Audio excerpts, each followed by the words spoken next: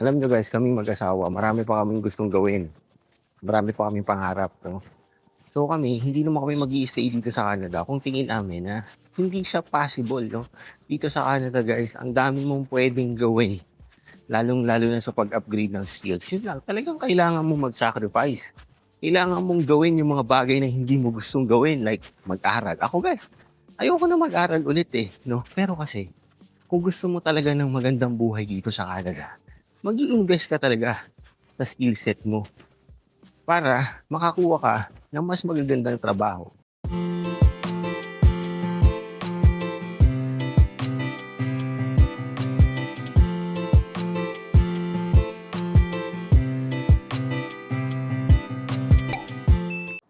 Hello guys, Nardino TV here and we are back with another video. Ganda ng panahon na naman guys. So samahan nyo na naman ako maglakad, no? Maglakad-lakad dito sa North Vancouver. Siyempre, another day, another kwentuhan na naman tayo, no? So pupunta na naman tayo dun sa park kung saan tayo nanggaling last time. Pero this time, maaraw, no? Kasi nung last time na pumunta tayo doon, medyo maulan, no? Sobrang ganda ng weather. Ito yung sabi ko sa inyo na palaruan lang ng mga aso. Ano, pwede kayong, pwede nyo ano dalhin yung mga aso nyo din. Yan. So pwede silang maglibot dyan. Lain mo, no? Meron silang sariling palaruan para sa aso lang. Ganyang kalaki yung space. So, merong garden dito. Chiba Garden ang tawag. Tingnan natin. Parang maliit na garden lang.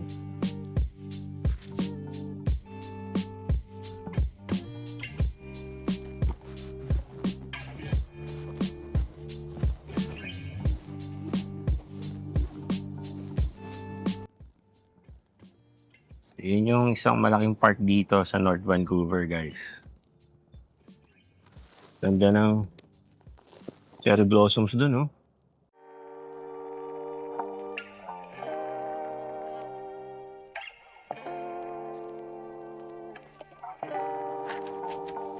Akala mo Japan, eh, no?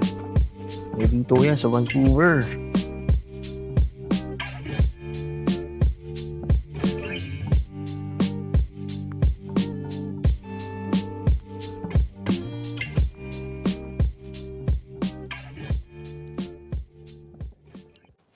Ganda ng weather, no? Ito yung weather talaga na gusto-gusto ko dito sa Canada, no? Kumbaga, may araw pero malamig, guys. Sarap maglakad, sarap mag-jogging, sarap mag-biking, no? At ang ganda talaga ng view dito sa North Vancouver. Ang ganda-ganda. Sarap huminga dito. Oh, kasi napakasariwa ng hangin, guys. Ewan ko kung nakikita nyo, no, guys? Pero napakalinaw ng tubig, oh.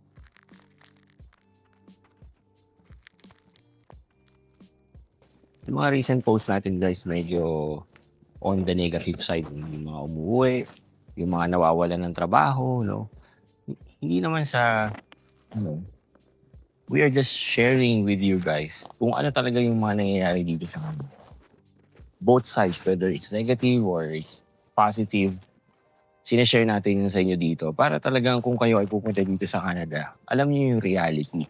Ano yung mga expected nyo na makikita dito sa Canada o yung mga may experience nyo dito sa Canada. Pero syempre, sabi nga natin, both sides. So, hindi naman laging nega yung mga nandito sa Canada. So ngayon guys, yan naman ang pagkikwentuhan natin, no? Ito yung post na nakita natin guys. Ang sabi niya dito, sa mga nagrereklamo kapag may nag-advise sa mga pupunta ng Canada at puro daw nega, itong comment ni Kabayan, ito na yung hinihintay ninyo.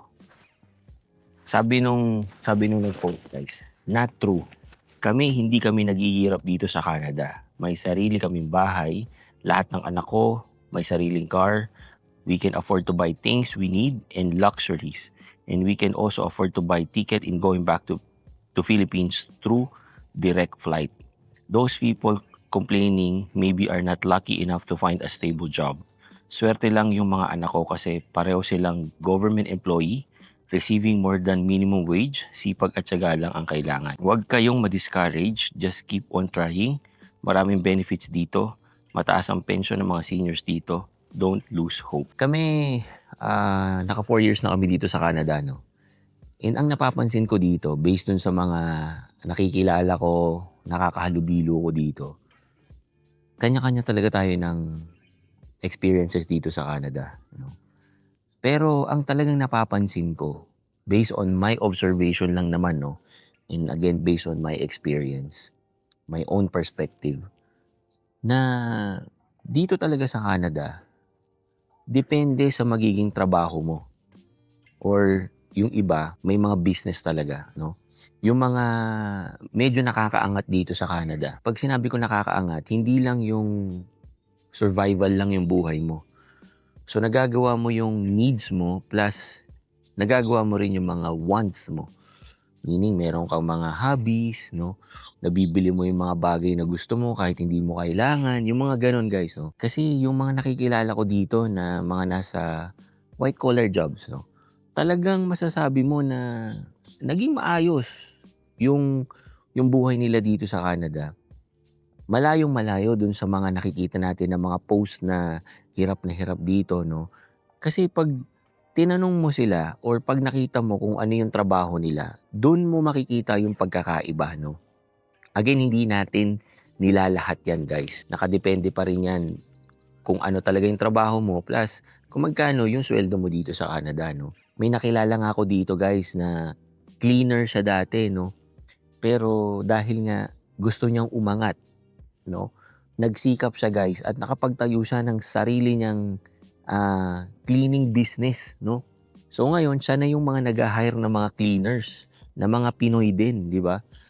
So nakakatuwa yun at nakakagaan sa pakiramdam na nakakakita ka ng kabayan natin na talagang nag-excel dito sa Canada, no? And shoutout nga pala kay True North Pinoy, no? Kay Sir Joel at saka dun sa wife niya na nakilala din natin dito at nakasama natin or sumampa dun sa guys, sa Pinoy Tambayan. Yan ang isa sa mga magandang example din, no?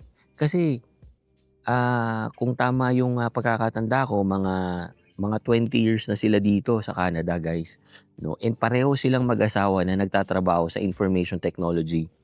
And si Sir Joel, as far as I know, director yan, guys, ng IT department ng cybersecurity, di ba? So, just imagine kung magkano sweldo niya, di ba? Nabanggit nga din niya yung kanyang libangan, no? Yung libangan niya, ano yan, guys? Isang libangan din na nilulook forward ko. Yun nga lang, mahal no? So ang libangan niya, guys, yung pagkakarera lang naman ng drone. Na-share nga din niya sa atin, guys, no? Na pag nagpalipad siya ng drone at nag-crash yun, no? Ang kailangan mong ihanda na budget kung talagang gusto mong pumasok sa ganung libangan, $300 to $400. Isipin mo yun, guys, kada crash nung iyong drone is $300 to $400, di ba? Nabanggit nga din nung nag-post na pareho silang nagtatrabaho sa government. Ako, guys, nagpapasalamat tayo, no? And we are blessed na tayo din po ay nagtatrabaho sa Crown Corporation or funded by the government yan Masasabi ko na maganda talaga, lalong-lalo na sa benefits, no? Maganda ang benefits kapag ikaw ay nagtatrabaho sa government. Nung nagsisimula kami dito, guys, syempre hindi ko alam yung mga extended insurance, yung mga ganyan, no? Wala akong kaalam-alam dyan. Nalaman ko na lang yan, guys, nung kinailangan na namin. Kasi natatandaan ko noon, nagpa-dentist yung 3 anak ko, guys, no? So, nagpabunot sila, yung mga ganyan, no? Cleaning and everything. Kinakabahan ako noon, guys, kasi yung based dun sa assessment ng dentist, maraming gagawin dun sa anak ko. Major nga, guys, kasi kailangan niya yung anesthesia talagang tulog siya, no, guys. So, nung dumating na yung bill, guys, umabot ng mga nasa 7,000. Sabi ko, saan naman ako kukuha ng 7,000 Canadian dollars, diba? Pero, sinabi nga sa amin, because nga din sa extended insurance namin, guys, wala kaming kailangang bayaran. Isipin mo yun, di ba? Pati yung guys, yung sa maintenance, no? Kasi, unfortunately, ako guys, meron na akong maintenance, pati yung sa wife ko, meron din. So, nung wala pa kaming insurance, bumibili kami dito guys. Yung sa asawa ko lang monthly, nasa 300 or to 400 Canadian dollars yun. Pero nung nagkaroon na nga kami ng work dito, na-cover na rin yun guys. Wala kami binabayaran para sa maintenance namin dito sa Canada. So just imagine that. Diba? So hindi laging pangit yung mga nakukuha namin dito sa Canada guys. Actually guys, maraming magaganda na mga bagay na pwede mo makuha dito sa Canada. Pero siyempre, kailangan mong paghirapan yun, di ba? Kailangan mong mag-upgrade. Siyempre guys, marami na naman mag-comment yan na nasasabi nila yan kasi wala ka sa sitwasyon, ganyan. Kasi guys, hininiwala ako sa ganyang thinking, no? Kung wala talagang nakagawa. Marami kami ritong kakilala, guys, na nagsimula rin sa scratch, di ba? Shoutout pala dun sa family doctor namin, no? Si Dr. Gamer, no? Ayan guys, perfect example yan. Doktor siya sa Pilipinas, pero hindi siya, of course, hindi niya na-practice agad yung pagiging doktor dito sa Canada. Pero nag-aral siya guys. Nagpa-certify siya and ngayon, family doctor namin siya. O, di ba? Iniwala kasi ko, no guys. Kapag talagang gusto mo, hahanap ka talaga ng parang hindi ka tisigil hanggang hindi mo nakukuha yon. Pero pag nasa comfort zone ka na kasi at ayaw mong gawin, hahanap ka ng reason para wag gawin yun.